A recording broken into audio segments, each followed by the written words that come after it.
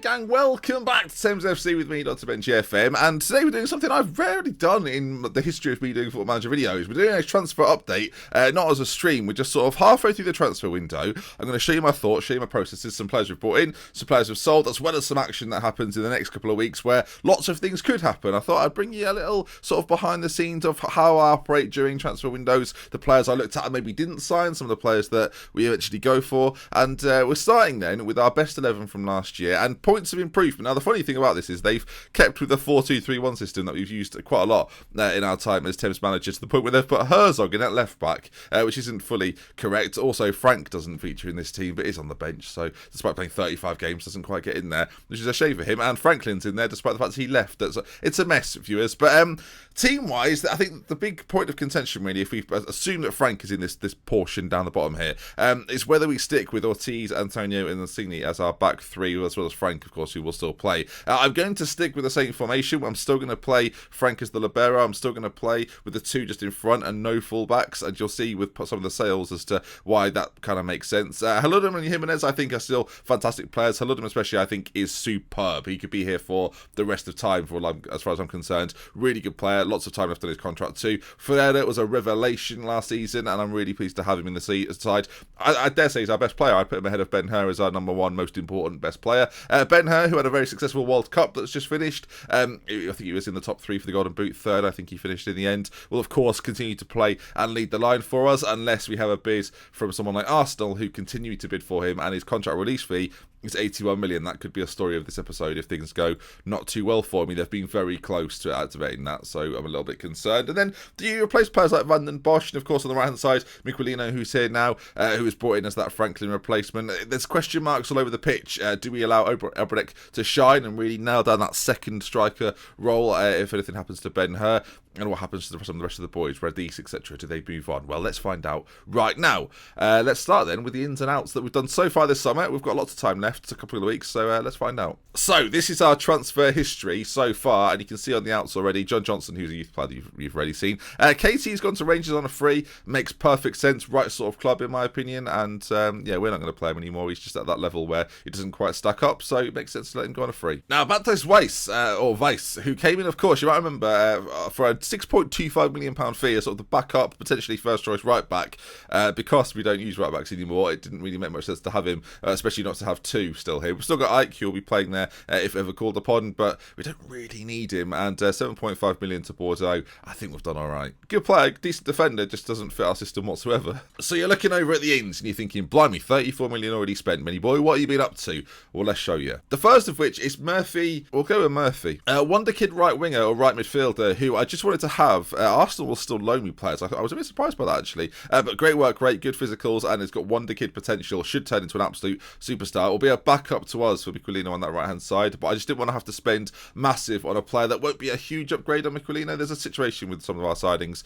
so I brought in Murphy to be his backup really, and as a youth player it makes sense for his development. If they expect him to start, they're going to be disappointed. And I'll do it in price order as well as time order. The first player we brought in then was Fabio Calvo, backup goalkeeper to Ortiz, although by the looks of him, he might be pushing him all the way. I think we've done rather well here. Fantastic handling, one-on-ones, throwing, reflexes are very good, command of area is very good. This could be our new first choice goalkeeper, but for now he's going to sort of play second fiddle to Ortiz. We'll see how they do early in the season. 6'6" of Argentinian. I like what we're working with here. And 14 free kick taking, so might get him out there. Joyce from Estudiant says, I think we've got one hell of a player on our hands. 31 appearances last season, 12 clean sheets, and less goals conceded than games played. Always good. And speaking of South Americans, we've gone in for another one, Brazilian Edson Jose. Now, the interesting thing with this player, and it might be immediately obvious, it might not be, but if anything happens to Frank, what are we going to do?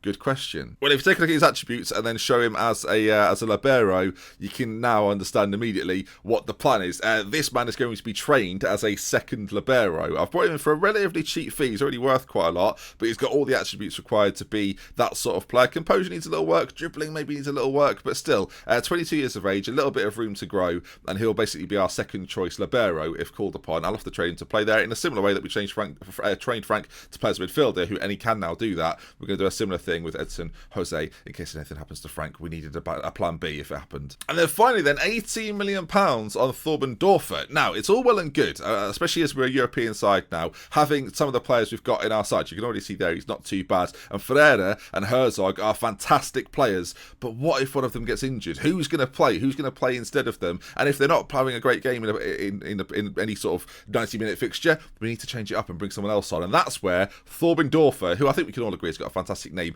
comes in. A very well-rounded midfielder. I think to get him for what we have, £18 million. Dortmund signed him last year, and he was very much not really a part of their side.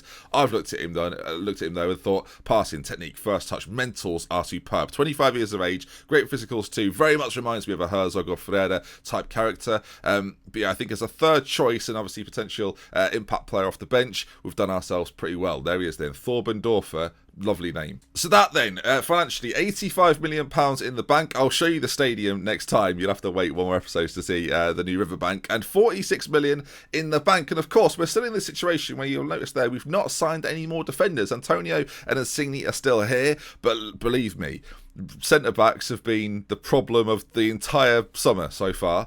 And let's show you why. I like doing these little update videos. Different vibe, I feel like. If you look at the outs, by the way, Ronaldo Skeet looks like he's going to go off to Wigan and Radis off to Espanyol. So we're going to get a little bit more money in there. But let's look at the ins very quickly then. And these two players here, both centre-backs. One is David Fox, a Scotsman. We'll start with him, but you'll notice they're both £27 million, similar wage per week, 61 and 65. And this is the level that we're kind of talking about. He's very athletic, is this Sangali, I think we'd call him.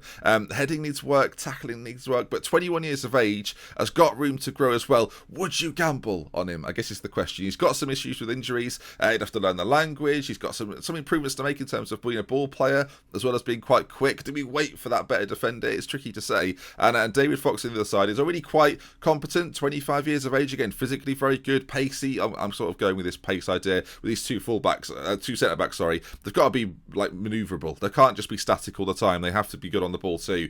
Lacks the passing, but heading again, marking, tackling decent. Mentals very good too. Good positioning and whatnot. Great leadership too, which is something we lack it amongst the team a little bit. But there you can see the scout report, not overly impressive, is it? Like, he's got some lovely aspects to his game, but at the same time, is he going to take us to that next level? The answer is probably not.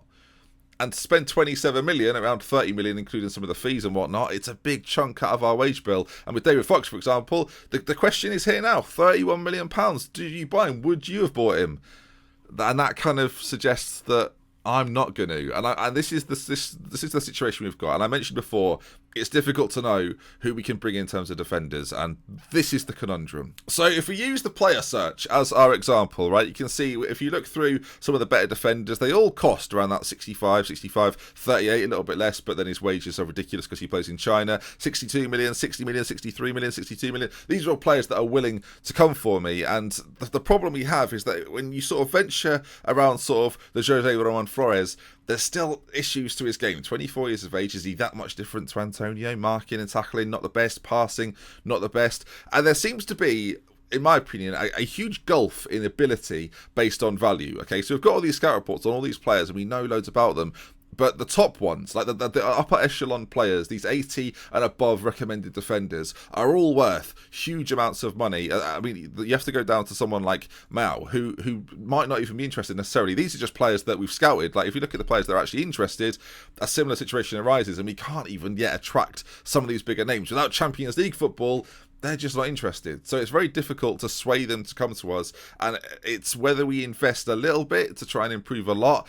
But there's just lots of similar style of defenders that don't quite have the same ability levels that you'd need to progress much further. And you've seen with the players that we were potentially going to bring in a moment ago, Fox and the Italian chap, it just doesn't look as if the upgrade is enough to make an impact. Like this guy who we're currently scouting might be an example of someone that makes a little bit more sense, could be a little bit cheaper, has got a little bit more time to develop, can come in as sort of a third choice with Robbie Endwood and the like. But again, does he turn us into a superstar team? Does he become a force for good in our defence? I don't know. That's the sort of the problems we're having right now. And I've gone through, you can see how many defenders I've scouted. I've gone through loads of defenders to think about bringing them in. £46 million is a lot of money, but it could be one Robert Abraham, for example, who he's a fantastic defender. He's superb. 24 years of age. He's everything you'd want. He's not even a natural defender, but you could definitely play him there, tackling, passing, heading. He'd be superb. His marking's okay too. His mentals are incredible. Physically very solid. Height may be an issue, but it's this sort of situation. What do you do? Like Mal there, he's a good defender, but 200 grand a week, 20 million, 29 years of age. Just doesn't make sense, does it? So it could be a reputation issue. We're now 4-star. We've got a continental reputation. And if we're being honest, players like Insigne, they're still pretty good. Like, we're looking at all these defenders, right? Are they that much of an improvement on someone like Insigne, whose passing is slightly better than your average defender? I mean, physically, he's still very, very good. Great strength, great speed too. He's got a great heading ability, marking and tackling are not to be scoffed at. Like, he's a good defender. So is there any point spending maybe, like, I guess this is the point I'm making. When you compare him, Insigne, to David Fox, is there enough between them to justify the purchase? Like, defending-wise, Insigne's slightly better. Mentally and speed-wise, I mean, David Fox just beats him. But it's pretty close, and I think you'd probably say there across the board that Insigne's probably the better player, and I'd have to spend 30 million on a replacement for him. The issue, as I've kind of pointed out, that if I'm going to properly upgrade on these defenders, I'm looking at spending 50, 60 million, and that's money right now we don't have. So what do you do? Do you let Ben-Hur go? Do you let Obranek become the superstar? I mean, guess we'll find out. So we're going to continue probably about a week, and this is almost like a week in the life of the Thames transfer window. First season in Europe.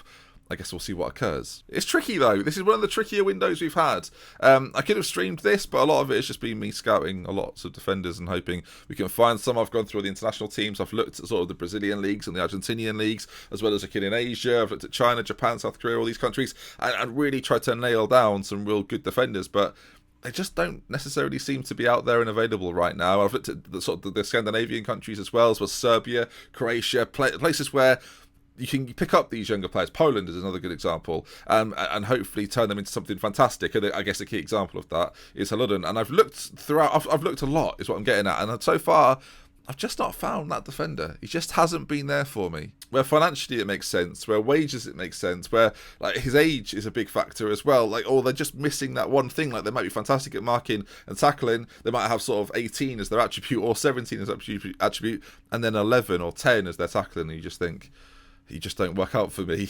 Manchester City are going in for Danilo Jovic. I've looked at him a lot. He was going to be one of my replacements for Ben-Hur once upon a time, and it never really happened. City going in for him, quite a major bid.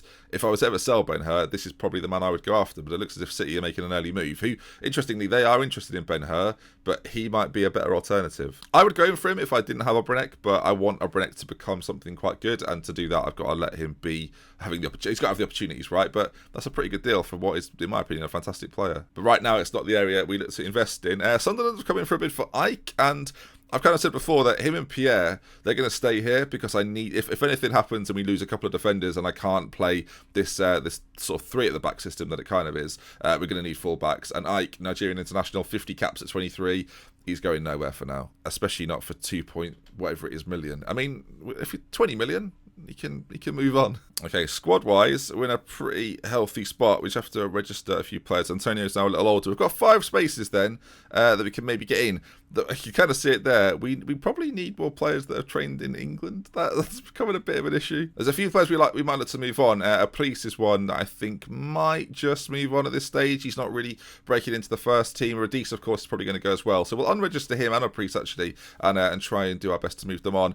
Plalos Garani's interesting because as much as we probably won't play him, he's homegrown, so it makes sense to keep him around, and he can of course play on that left side. He's not a bad player. He's still 26. He's still got fantastic dribbling. He's still pacey enough. He's got some nice mentals too, and he's a leader in our team. He's one of the more sort of figurehead type players, but he's not like a starter at the moment. He's more of an appetizer, if you get what I'm saying. So as you can gather, this video will be a little bit longer than my normal videos, but it's just a look through the transfer biz and arse. And of course, there was a video earlier today where I talk about my plans for FM19, as well as what I'd quite like to see in FM19. So if you've not seen that, check it out. It's like a vlog, but a stationary vlog. I didn't move around. Chelsea made a bid for Carlos Garcia, a player again that I've trailed and looked at quite a lot, but at the moment, Velasco, Jimenez, we don't really need another one. Right, squad numbers. Ben-Hur keeps his number 18. Our police isn't having 14 anymore, so we'll move that on. All right, let's go through a few of these, shall we?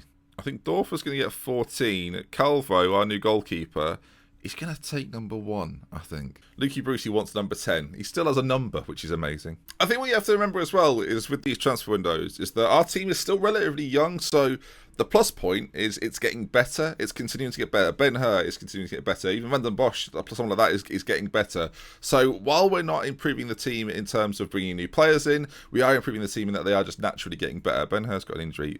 Okay, bruised something or other. Classic. System-wise, we're not changing too much, so I don't take the friendlies for anyone that's interested because I just want them to get the fitness back and be familiar with the system that we play. And because it's already sort of set in stone, as you can see here, there's not too much to change. I guess you can see, I mean, this is the sort of the indication of where we potentially need strengthening. It kind of says more about how good our attacking players are. Herzog, Ben-Hur, Ferreira, Jimenez, and Haludum are superb, right? And then you sort of look down a little bit and you notice that we maybe need to improve some of our defensive players. And that, look, there's an obvious weakness there where there's obvious plus points in the forward areas. It's just bringing the right players in. Again, Antonio, he's such a decent player. Can play with either foot. He's got good positioning. Some of his defensive stats are pretty good. I mean, his attributes there as well are very good. Physically solid. Like, I don't want to have to spend 40 million on a player that is slightly better, or 30 million on a player that is slightly better. We just don't have the money. Being in Europe this year and not spending all of the money could be obviously. That would be, like, the income we're going to get is more. Our sponsorship has gone up by 10 million as well. We've made more money this season than ever before. Season tickets, we own our own stadium, we're using everything we've got now. A cup run would be quite useful in the midst of all that, as well as doing well in the Europa. It's just tricky. And now we have lots of news coming through as, okay, Juventus are now under a transfer embargo due to an impending, so Juventus are under a transfer embargo due to an impending takeover. So God, we can't get in, even if we wanted to, we couldn't, of course. And Arsenal have bid for Ben-Hur again. Let's see what this is. So you see there, they're bidding 31 up front and then 20 overall. I've had an 80 million pound bid out of them. Of course, the release fee is 81 million. And they were happy to do 80 million. So what I'm doing at the moment is just rejecting. I'm actually going to view the offer slightly differently so we can say that he's indispensable to the club and that I'm trying to bat them off. Another midfielder that I thought I could potentially buy once. Southampton interested. I sold 19,000 season tickets. That's not bad, is it? But I did just want to give you my thoughts on a few of our defensive things. Of course, there's no matches today, and there might not even be any transfers, but very, very rarely do I get an opportunity to just talk you through the thought process of either why we bring certain players in or why we don't bring certain players in. So far, you've seen, basically, you've brought in some squad players that can either become something else or improve our sort of depth as a squad in general. I mean, this is going to be interesting. The odds for top player next season, we have nobody in it. I am sort of surprised. Burnley have made a monetary offer for Ronaldo Skeet, who's an interesting player because he's a Thames graduate. For Europe, he would be quite useful. So I'm not desperate to sell him, and I'm not sure for that sort of deal I want to either. Another bid has come in from Sunderland. This time they've gone from 2.4 million to 11 million. Well, I said it before. We'll do it again. 20 million up front and he's yours. And they've gone to 12 and a bit. All right. I would probably go to 18 and that's probably my limit. Although I probably would accept a little less. We'll take out the profit from next sale as well. 18 million.